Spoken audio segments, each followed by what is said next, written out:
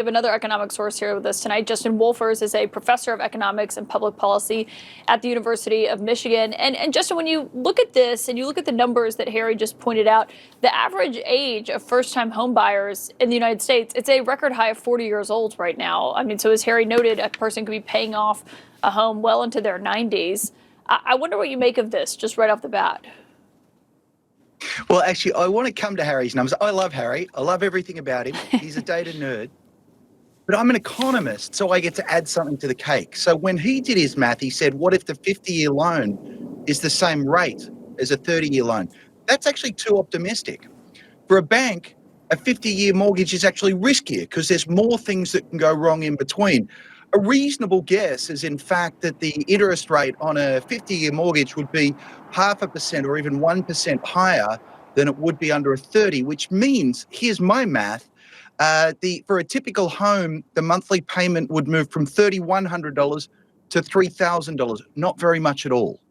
So you'd save almost nothing on the monthly mortgage and you have to pay for another 20 years.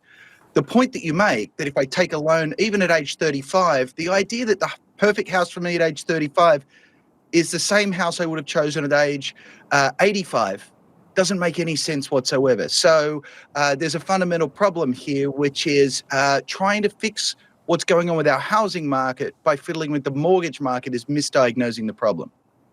Yeah, I mean, we've seen so many people in Trump's world who are upset about this and saying that this is unrealistic and that they agree with what you're saying. And, just on the economy overall, as we've been looking at this and what people can afford, what the economy looks like now, the president has been insisting that prices are down. He's been arguing basically that beef and the price of that is the only issue. I want you to listen to something he had to say. I think we are doing phenomenally well. This is the greatest economy we've ever had. Their talking points, costs are high, costs are high. By the way, the only thing is beef. Coffee is a little high because the ranchers are doing great. Coffee, we're going to lower some tariffs. We're going to have some coffee come in. I wonder what you make of that, given it is dozens of grocery prices that are up since he took office in January. Look, every word the president just said is a lie. And worse with that, it's such a lie that I worry that there's literally a break with reality inside the man's mind. I can tell you that because I'm a statistics nerd. You can go to the Bureau of Labor Statistics. They've got people in supermarkets all across the country, and almost every category of goods or services sees the prices rising.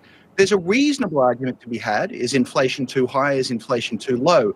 But we have inflation. It's positive. And it's not just the nerds at the BLS who see it.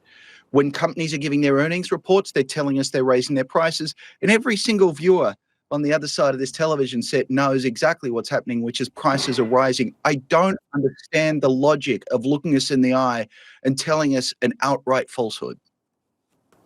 Justin Wolfers, always great to have your breakdown as an economist. Thank you for joining us tonight. Pleasure, Kaitlan.